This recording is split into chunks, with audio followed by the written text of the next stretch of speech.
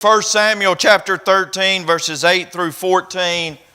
Lessons from Britney. Britney Spears, if you do not recognize her. In the late 1990s and the early 2000s, Britney Spears was it. She was the pinnacle of the pop music world. Cover of Rolling Stone, number one albums, number one songs, 150 million albums sold, and a fan base very similar to what we see with Taylor Swift today. By 2004, though, within 5 years of all of this really beginning to blow up culturally, it had begun to unravel for her. She was married on June 3rd of 2004 and divorced 55 hours later. She married again later that same year. 2 kids in that second marriage, divorced for a second time. Rehab in 2007. Walks out of rehab the very next day. She shaves her head. She loses custody of her kids. She loses all visitation rights. She begins to get them slowly reinstated. And then basically what happens about the middle of the 2000s, or a little later in the 2000s, is she falls off the face of the earth. She's out of the headlines. Nobody's paying any attention to her. That's that 15 minutes of fame that we talk about. That cycle that people go through. She then resurfaces as a fan favorite when she goes to court to gain control of her enterprise. That process works its way out and the lights dim again. The solution. If you have not noticed the headlines the last couple of years, in her mind, she has to be the center of everything. She always has been. She needs the camera's focus. So in the last couple of years, almost weekly, on the radio or on a newscast, you hear Britney has posed naked again on Twitter or Instagram or Snapchat or whatever. Her family has intervened because she's dancing with knives. She's recommitted. She has a complete meltdown.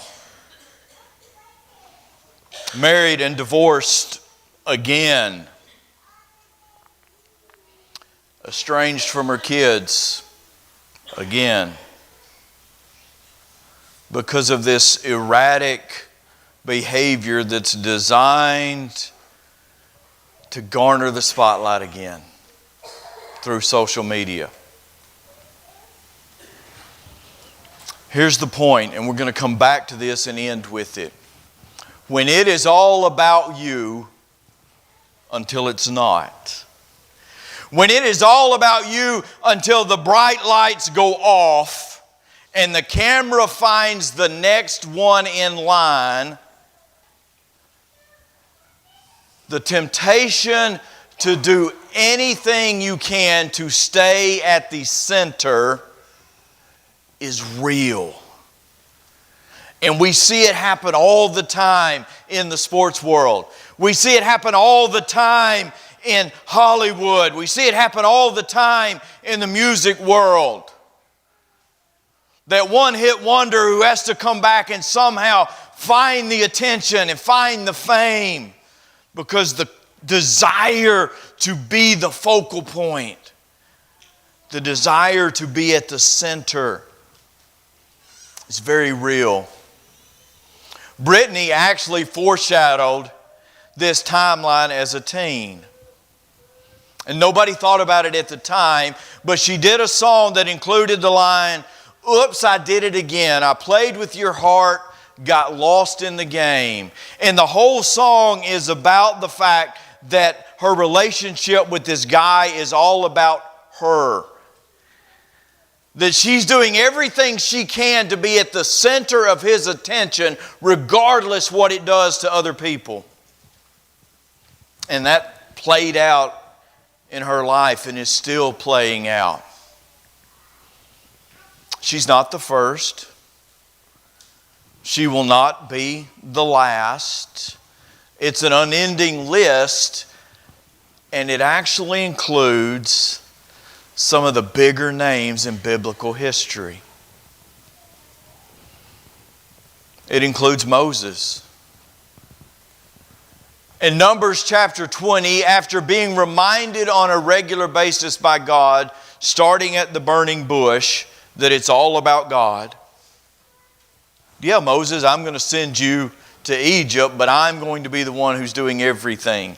I'm going to bring out my people. We get to Numbers 20, and what is it that Moses says as he strikes the rock when he's supposed to be speaking to it? Shall we put all the lights on me and Aaron? Put all the lights and all the cameras and all the focus on the two of us. And shall we bring forth water from this rock for you? Make it about me. And God says, because you did not treat me as holy, you will not lead these people into the promised land. It includes names like King Saul in 1 Samuel chapter 13. Samuel is the priest. Samuel is the representative from God. He's the go-between. And he tells Saul, I will be there on such and such day, and I'll make the offering for you. It's outside the law for the king, who's not the priest, to make this offering.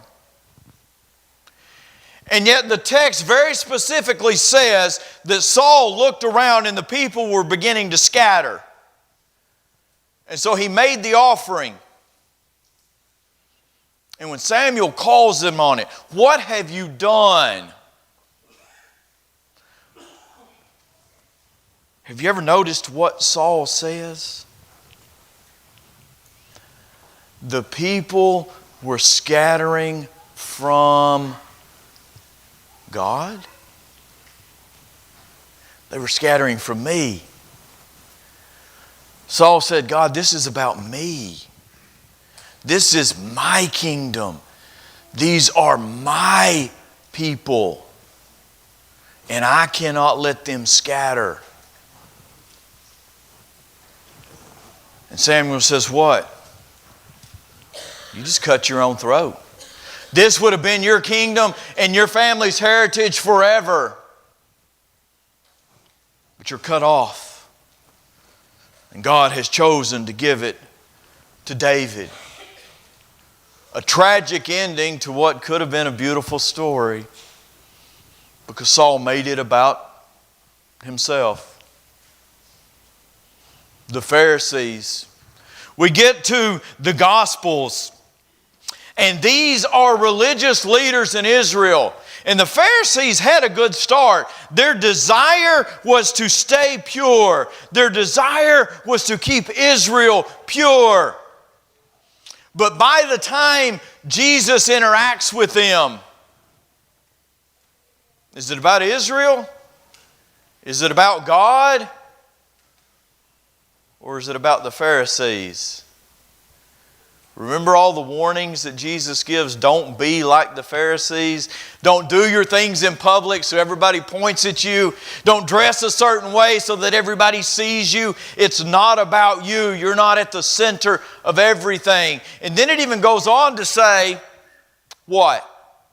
Not only are they looking for compliments, when the sheep of Israel begin to move towards Jesus, they are so jealous that even the rulers recognize that they crucified Jesus, deliver him up out of envy. When I make it about me and God begins to take the spotlight, the temptation to be jealous, the temptation to try to draw the eyes back to me becomes very real. Are there opposites in Scripture? Oh, absolutely. One of the great examples of opposites in Scripture is John the Baptist. I want you to turn over to the book of John. And I want you to look at a time when the lights are absolutely the brightest for John. You know, in Matthew we see descriptions of what? The whole town coming out into the wilderness to see this man, to listen to this man. And the lights are shining. And they're shining brightly. And it says, this is the witness of John, starting at verse 19. When the Jews sent to him priests and Levites from Jerusalem to ask him, who are you? And I love this. This is the opposite of what we've just been talking about. He confessed, he did not deny, and he confessed, I am not the Christ. The lights are shining, and John says, it's not about me. Get the lights off of me. It's about him. Keep going. What? Are you Elijah? No. Are you the prophet? No. Who are you? So that we can give an answer to those who sent us. What do you say about yourself? I am a voice. I'm a voice of one crying in the wilderness, make straight the way of the Lord, as Isaiah said. All I'm doing is filling a role to point to the Christ. Why then are you baptizing if you're not the Christ, nor Elijah, nor the prophet? John explains that in verse 26, and then he says in verse 27, it is he who comes after me, the thong of whose sandal I am not worthy to untie. Verse 29 through verse 34 says, on the next day, Jesus is going by. And John says, put all the light on him. It's about him. My disciples can go with him. It's not about me. It never has been. Then in chapter 3, verse 22 through 30, that famous line, he must increase and I must decrease. Turn all the cameras to Jesus. It's about him. It's about God. They are the center of everything. I'm just a messenger. I'm just a road sign that points in his direction. So opposites. Finally, for the last example, there's a fascinating contrast in the book of Acts. Happens really close together. One, the first is in Herod in Acts chapter 12. Remember, he's had James beheaded. He's arrested Peter. He's feeling proud of himself. And when the people cry out, the voice of a God and not of a man, Herod says it's all about me, and he soaks it in. And God strikes him, and he dies. 2 chapters over, Paul and Barnabas heal somebody, and the crowds are trying to make a sacrifice to them, and they're calling them gods. And Paul and Barnabas are terrified. Not us. We are just men. Do not turn the lights on and focus them on us. Do not turn the camera toward us. We cannot take what belongs to God. Tragedy when anything other than God is at the center. And fear if I begin to let myself try to creep back towards the spotlight. So let's make some application. Is it possible? I mean, Saul did it. Moses did it.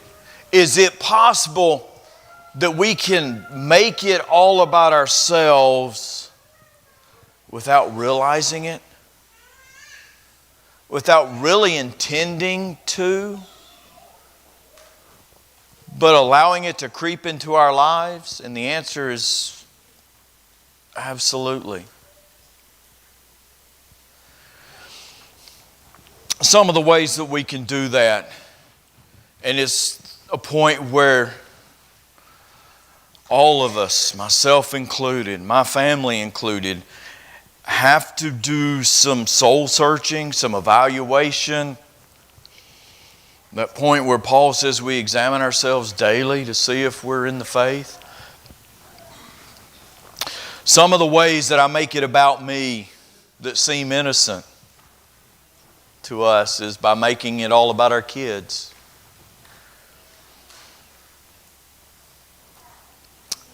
When we either live through them because we didn't get the spotlight, and so we got to make sure that they get the spotlight because then we get the spotlight, or living for them. And you know, that's one that we struggle with because we think we're doing what's best for our kids, and yet when we're living for them, we're destroying them. We tend to forget that our kids are a gift from the Lord that we then return to Him. All right, they are on loan to us. They are a blessing in our lives, but they are His. And our job as parents is to get them back to Him. So we don't live through them. We don't live for them. We live for God in the lives of our children so that we model Christ and get them back to Him. But what happens? Well, we end up emphasizing the wrong things and forget to teach them the most important thing is modeling Christ in their lives. That they pick up the standard and run with it. We try to make sure, quote, that they have it better than we had it. And we put so much focus on them getting an education or them getting to be involved in everything. And we put so much focus on them having a higher income than we have that when we get through teaching them, Christ is not the center of their lives. This passing world is. We run them and we run ourselves ragged trying to make sure they get to do it all. Whoever said they had to do it all? Whoever said they had to be involved in everything that this world has to offer? To the point that there's never any family time. There's never any Bible time. There's never a moment to just take a break and take a deep breath. Because the minute this thing is over, we got to move on to the next.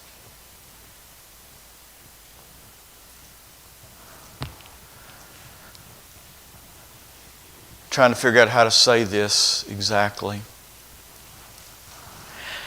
About this time of year, every year, as parents, we get stressed because the speech teacher wants the kids here this day, and the puppet teacher wants the kids here this day, and the Bible Bowl teacher wants the kid here this day. And we're trying to juggle it with the AAU team and the travel team and the school team. Which one's the center? And if I'm having to juggle, which ball am I dropping? Maybe they're stressed not because the Bible Bowl leader needs them here, but because we think that the world needs them more.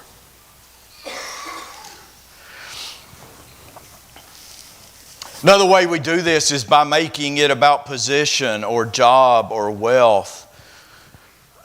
By the way we live And I'm not going to say that I haven't been guilty of it at times. By the way we live, we act like the rich man made it to Abraham's bosom and Lazarus ended up in torment. And the reason I say that is because we chase the same things the rich man was chasing. We seem to think that all the things that we can collect, the cars and the boats and the ATVs and the houses and all of this, make a difference when we leave this world. We act like the bank account has something to do with who we are. And yet, it doesn't go with us in the casket. If we do bury it with us, like the pharaohs of Egypt, some tomb robber comes by and gets it a few hundred years later. God doesn't have an ATM where I'm going to be able to stick my card and get out everything that I've been saving all my life. All the overtime in the world will not pay my way into heaven. Yet it can cost me my kids, it can cost me my wife, it can cost me my soul. Number 3, we do it by going all Pharisee. We do it in a spiritual sense. Well, I did this and I did that. Or we do it in a physical sense, where it's selfie time.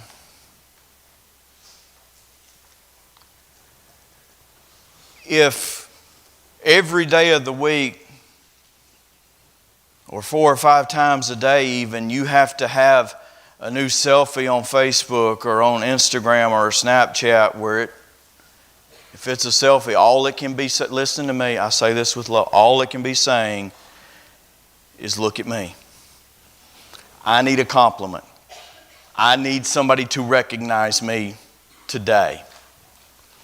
Or look what my kids have done. I need somebody to pat my kids on the back, because then I get patted on the back. Listen, it is with love that I tell you that the evidence is in. Every time we open the book and we see one of God's children making it about himself or herself, and all we've learned to do with social media is a new way to do it. Only thing we've learned to do with the sports accolades and everything is just a new way to do the same thing.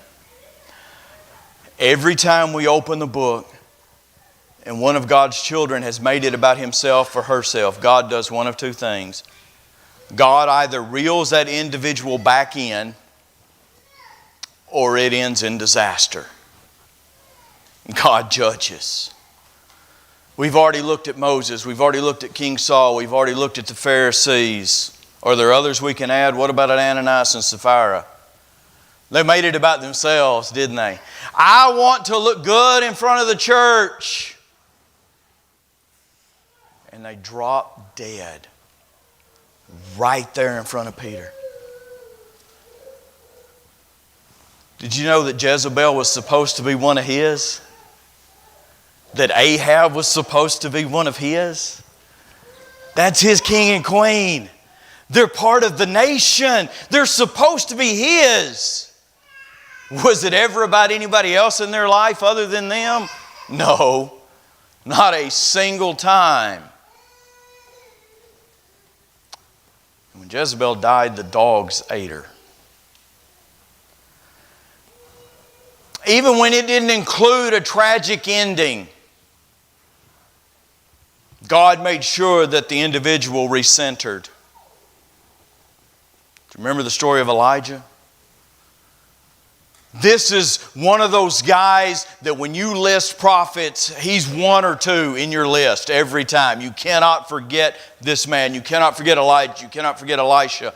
And all of a sudden, after this fantastic display of faith at Mount Carmel, when it's all about God, you turn the page and it's all about Elijah.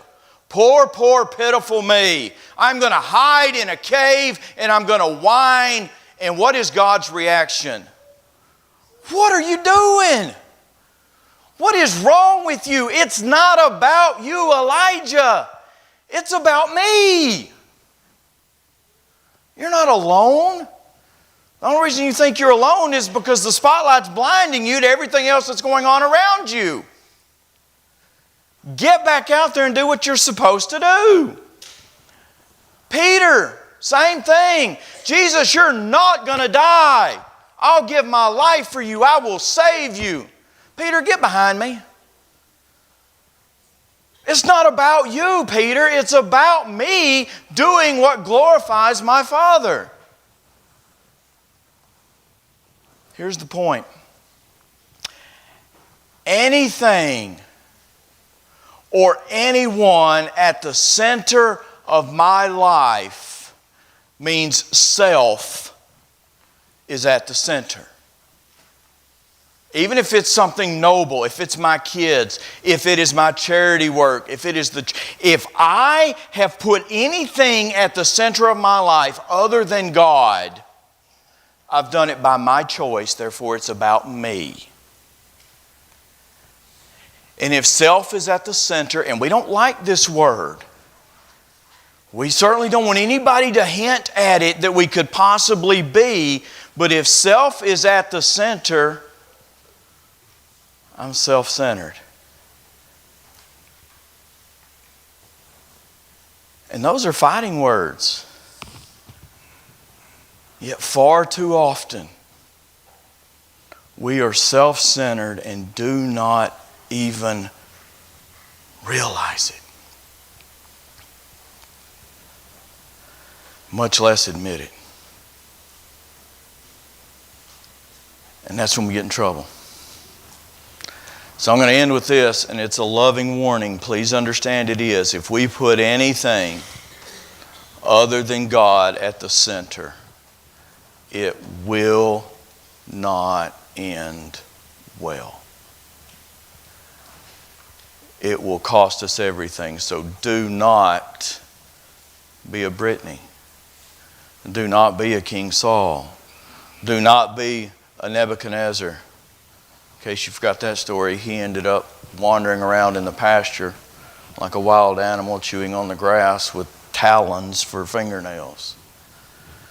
Don't do it. If God is not at the center of everything you do and everything you are, ultimately it will end in disaster as we stand and sing.